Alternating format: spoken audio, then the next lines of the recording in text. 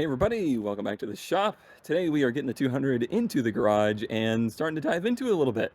See what we have, what we don't have, what's broken, what's missing. Does it run? Maybe. I don't know. We'll see. I kind of doubt we're going to actually get the thing running today, but we'll see how far we can get with it. Once I get this now becoming fussy creature taken care of, we'll start diving into this.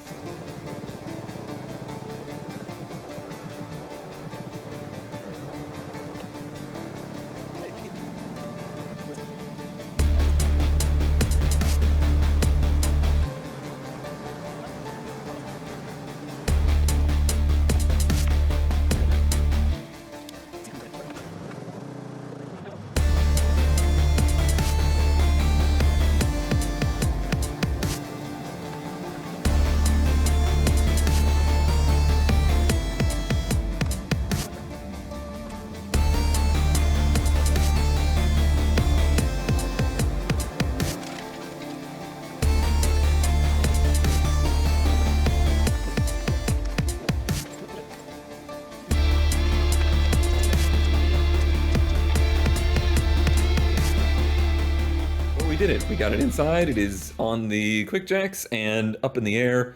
The wheels spin super easy, which made it really easy to get it in here, let me tell you. But here it is, and overall it's really good. I'm really happy with how clean of a chassis it is, but we've certainly got some stuff that's missing. So what I want to do here is kind of give the car a nose to tail, hey, what are we missing? Or just things that I'd like to find some better examples of OEM replacements. All right, so here it all is. It's really not that much that was back there. So we have what I think is the front mud flaps, the side skirt adapters front and rear. This is for under the column. I think that's a fuse panel cover. Yep, most certainly. The OEM rear speaker mounts, which is cool. Love to see that the factory tweeters are still in there. That's pretty neat. I would love to set up some component speakers in these to use those. We got various little, fillers for the interior. Even more of those. A light from somewhere. Some kind of little latch cover. A reflector. Are we missing a reflector? I guess we'll look. Whatever this is, I would love to know. 27 by 2 Niles. This seems like a really specialty relay here. Really curious what that could be. This guy I'm not too sure about. This guy I'm not too sure about. I almost think this is not from this car, or maybe it was used on the intake somewhere. And then obviously the mirror that is not attached to the car. And I don't know why. I see nothing wrong with this mirror. Is this a replacement that somebody never got around to installing? I am not sure. I'm gonna go ahead and try to piece together where all these side skirt pieces are and where they go for the sake of trying to figure out what we have or what we're missing. So I don't think this goes here. Huzzah, yeah. Okay, so that goes there and kind of vaguely meets up with that. That is certainly where that goes. Oh man, they even left the hardware in there? Man, whoever took this car apart really cared about this car. All right, confirmed. We're just missing the middle piece. And I really think this is a case of somebody went through and intentionally took these off for the sake of preserving the car. Those are just asking to hold water and cause rust, which you can see was definitely already starting to happen. So I'm not upset at all that somebody went in and took these off, because it was going to cause a lot more damage to the car. And who knows, I think it was probably just over time the side pieces got lost. But the parts car that I saw does have these middle skirts on it. So ideally I'd like to pick those up, because it does really, I feel like, help improve the look of the car, having not just the side skirts, but also the way it has the mud flaps integrated. And it kind of blends in this front lip. We could certainly get this to be closer. But even if it's never going to be perfect, but it's certainly going to look better with it kind of integrated in. All right, and indeed this is the fuse panel. So that will just go back right there. Good as new. And this is the column surround, and that goes with this half. So that will complete that. We already got the new ignition installed. And I should have the bolts in that bucket up there to put that back in. So that's those taken care of. All right, let's try and figure out this whole mirror situation. Grill it. Nice. It's good stuff. Yeah, this has to be like a half-done repair or something. Who knows? There has to be a reason that you would have a perfectly good mirror and not have it attached. Maybe they had to have it off to have it fit. I don't know. I don't know. All I know is I'm about to drop that bolt into the door and I'm not going to be happy about it.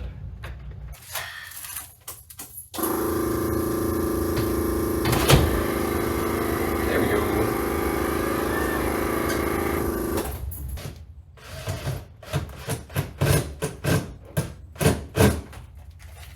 There we go.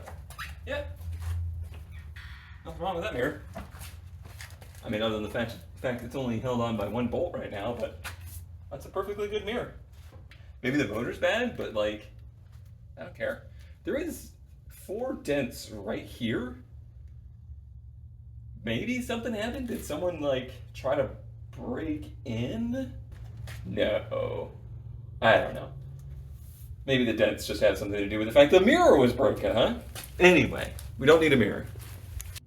All right, well, that pretty much sums up all the things that we have that we didn't know where they went. Now let's look at the things we don't know what they should look like, and that is this coil situation. So I've got a coil here that's just flat out chilling. I don't know where it goes.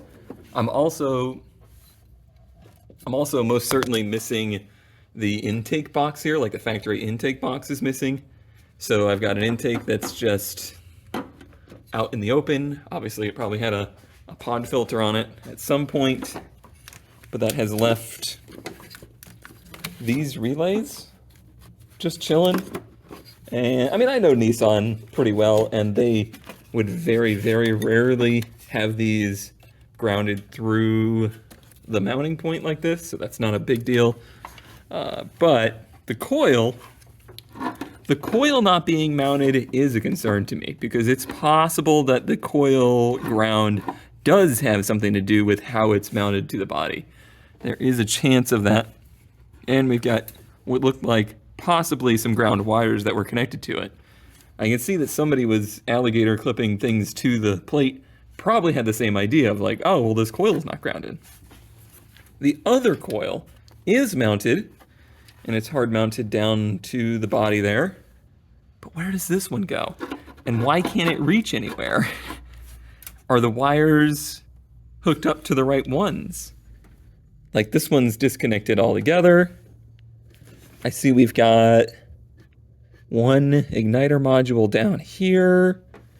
Boy, I just don't know. I need to find some reference pictures of how this all looks in the factory setup, because something's happened over here and it ain't right. That's for sure.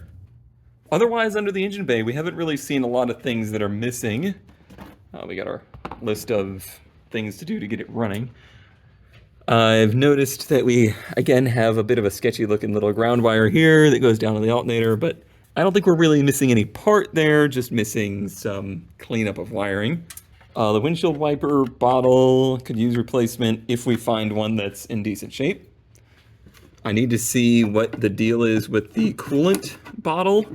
I do believe this is the factory bottle, but it is not mounted, well, anywhere, and it's missing a cap. It does have the sensor in it for the fluid level, but other than that, something's a little skewy with this. So again, need to find reference pictures and might need to find the bracket for where it goes. Although it could be this, who knows? All right, let's look where I think we're probably missing the most stuff. So I have both visors. I don't know exactly why they aren't mounted. These clips may be broken. But if I do find a parts car, I might grab a set of these if they are still in place. Although those are in decent shape, so that's a low priority. We might be able to just repair these brackets. Factory radio is something we want to find. Glove box, door latch is missing. Presumably, again, probably busted out in order to, no, I don't think those locked. I don't know. But either way, it's missing. I haven't actually looked in there yet. And seats aren't bolted down. But the bolts are there? At least, yeah, that bolt is still there. Huh.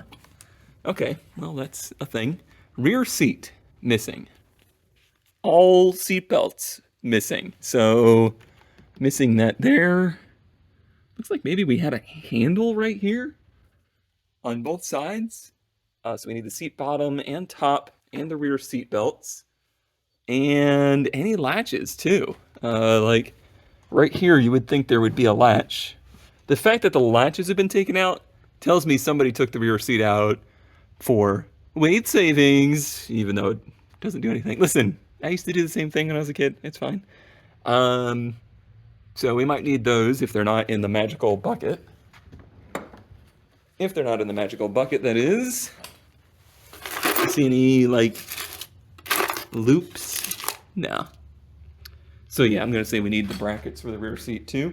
I do think the seatbelt hardware is in that bucket, but when I pull a car apart for its seatbelts, I will probably get all the hardware too. It's bizarre to me that the seatbelts are missing in the way that they are and not, like, the interior's put back together. So I don't know. I don't know why somebody would take the seatbelts out, unless it's all exterior. That's possible. I guess this is an old enough car that it might just be all exterior mounted seatbelts. So that could be why. If I find a better center console lid, that would be nice.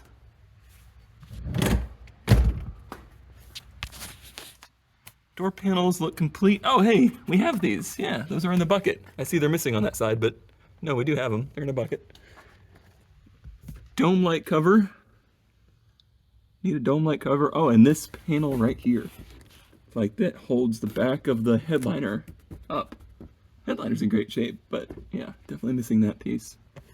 In the back, we're certainly missing the piece of, like, cardboard or wood that covers this area, as well as the carpet. So usually, like in the 240, the back seats have a piece of carpet that goes whoop and covers this whole area as well.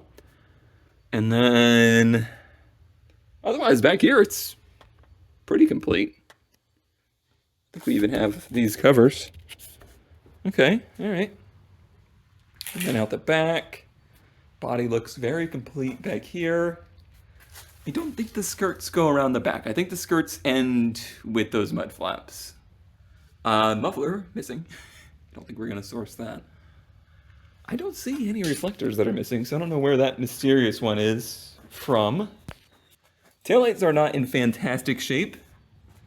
I'm not like gunning to replace them immediately, but if I did find a set that were in better shape, I would certainly go for it if I could swing it financially, because you're never going to repair these. They've been impact cracked. Like, they're not just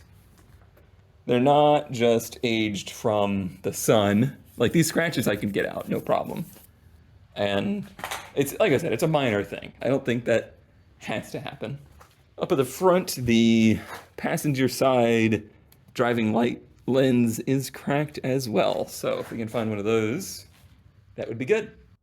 So after we managed to get the thing in the garage, it was a matter of going over it and trying to figure out some stuff about how long it had been sitting, what had been done to it, how corroded it was. The first thing we looked at was the tires. P713902. 39th week of 2002. So that's not like a perfect clue. It's possible that those things were just sitting around and somebody put these tires back on the car. Maybe it had a different set of wheels on it. Who knows? There's nothing concrete there. As far as the title goes, the car was registered in PA in '84, and as far as I can tell, there maybe has two owners on it. So we don't have a lot of history on the thing. Uh, the other thing we looked for, obviously, was rust. Having come from Pennsylvania, it was certainly something I was really concerned about. So definitely some surface rust there. We definitely lost a muffler at some point. Exhaust system looks like a Midas Special, maybe? Or maybe just the factory was that bad. No, that's gotta, well, I don't know. Yeah. I bet you it's like the factory hangers, but it's been patched together. But that looks really good. Oh, it's great. That's phenomenal. All right, so the clutch doesn't work, so we can see somebody there was leaking pretty good. Somebody on the transmission was leaking pretty good. The engine actually looks pretty decent. We still have a cat. Nobody ripped the cat out of the thing. That's impressive. I see a little tiny bit right. No, that's just on the heat shield, actually. No, this floor is perfect. The frame is perfect. By my standards, this is a rust-free car. And I cannot believe it. That just shouldn't be. Like, there's certainly some surface rust on some clips and hangers, but for a New England car, this is quite a shock. But yeah, as you can see, it's super clean, actually. It's remarkably clean. The only thing that really happened to it was a little bit of damage to the side skirts there. And I don't really care about that. It's easy to fix. But the actual frame, the subframes, the floors, everything looks perfect underneath. Then I went ahead and put in a new ignition because, well, an ignition cylinder, lock cylinder, whatever, the key part. ZK managed to find a lock cylinder for the ignition, the doors, and the hatch that all matched. It was like a new old stock set, which was pretty cool. That was a pretty awesome find, and that went in pretty easy. That was good. I mean, the good news is, woohoo! So that's what they feel like when they're not completely worn out, huh?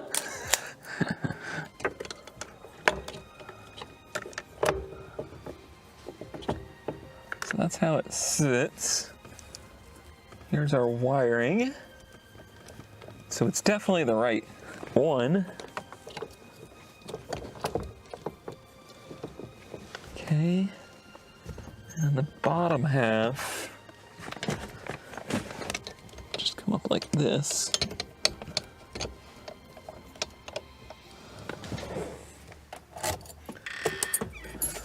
Nice. After that, we kind of started going through a checklist of what do we need to do in order to get the thing to the point where we're comfortable trying to start it. And here's the list that we started going through, and that was fix and repair the ignition, turn the engine by hand so we could see if it was just locked up, because the tires gave us a clue that this thing might have been set up for upwards of 20 years. 22 is the size.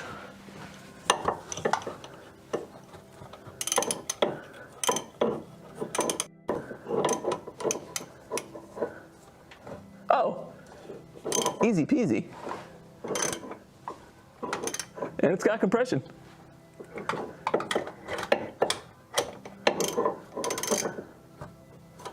Yeah, that's been turned over like recently, or just very well stored, because that turns over great, and it definitely had a compression cycle too. Then we went ahead and checked the oil. That is never run oil if I've ever seen it. And that really is starting to build the clues that somebody not only just cared for this car, but somebody was trying to get it going and really was going through all the right procedures, in my opinion, to get it going. But that leads us to the coil situation. So that took up pretty much all of the second live stream. If you want to go through and watch us trying to determine what in the world is going on there, I would recommend going and watching the VOD of that one, because there's a lot of it. It's spicy. I'll include a little bit of that here, but it's a mess. This guy here is not hooked up to anything. I bet you these are this coil's wires. What are you? What are you? Oh God. Oh jeez. Oh boy. Oh good. Good.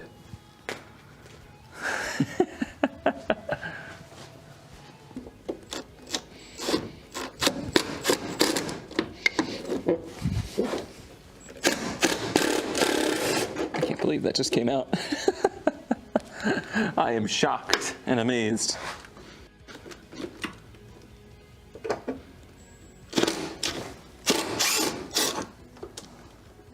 Shocked and amazed.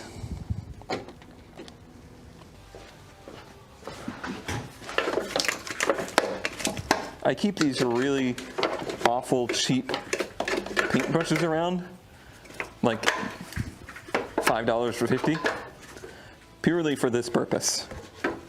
They're so good at cleaning out areas you can't get to.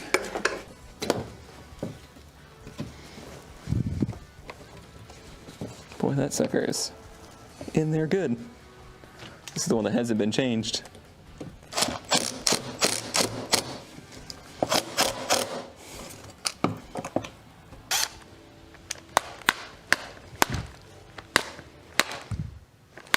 Just hammer it with a lithium battery. That's a great idea. This one has spacers in it to make the holes far enough apart to be the one that goes on the side. And this one doesn't have the spacer in it so that the bracket is narrow enough to go into the right holes. New development, everybody. Breaking news. Breaking news. It also doesn't fit here. This coil, this is missing that spacer. Why not just space it out right? It's not going to be how it is from the factory.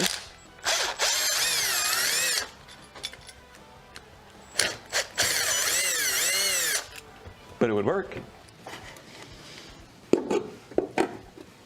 And then according to ZK, that's a 100% chance that this is fixed. That's what I heard.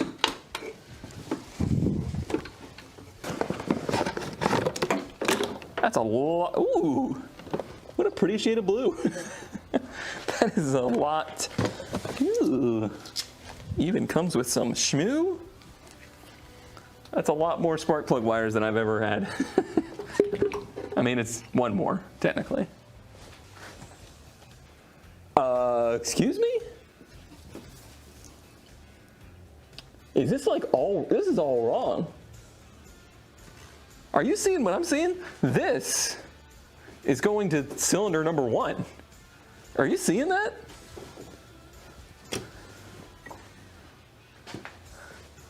No wonder this shit didn't run. Let's get rid of everything, right? If it's that wrong, then we should get rid of everything and assume nothing on here is right.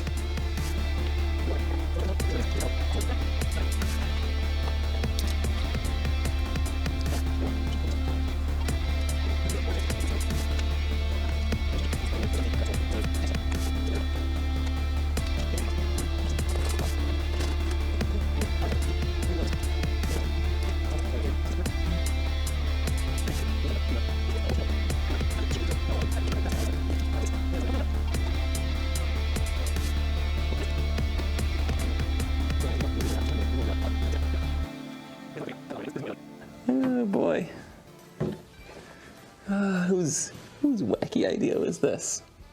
But once we kind of got that to somewhere we thought was a good place, it was time to put some fuel in it, in which the fuel door has been stuck on the thing, so I didn't know how exactly I was going to get fuel into it, but turns out I'm just an automotive genius. So I'm hoping if I can apply a little...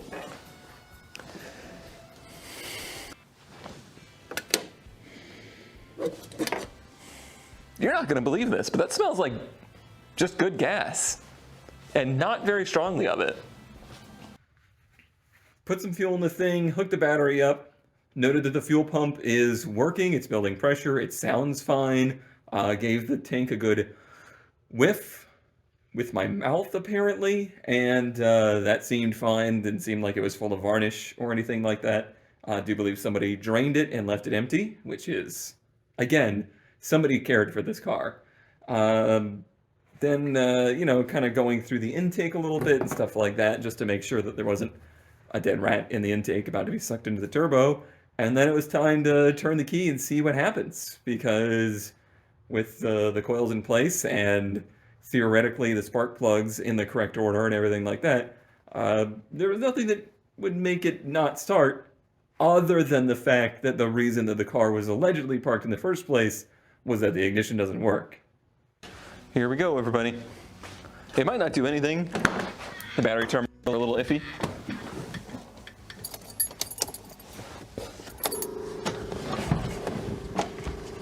Man, the seat is like so far up. There we go. Okay, don't worry about that. It's just the battery terminals, I think. So does it go brr again? Yep.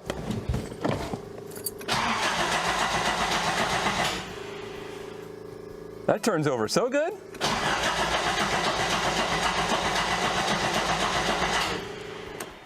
So I'm gonna unhook the battery. You know what I'm smelling? The coils are hot. The coils are heating. The coils are becoming warm. That doesn't seem good. And as of this point, that's kind of where we are. We're digging the internet looking for information. The next time we work on the car, it's probably going to be a matter of going through the OBD1 computer, going through all the checks to see if it can possibly tell us something, if the igniters are bad, and just maybe the crank pickup on it is bad, which is in the distributor. Maybe it will tell us something. We just don't know. We just don't know. We just don't know the history. We don't know what stopped it in the first place, and we don't know what was done to it. Did somebody do more damage trying to fix it than was already done to it in the beginning? We just don't know. So that's the road we have to go down now.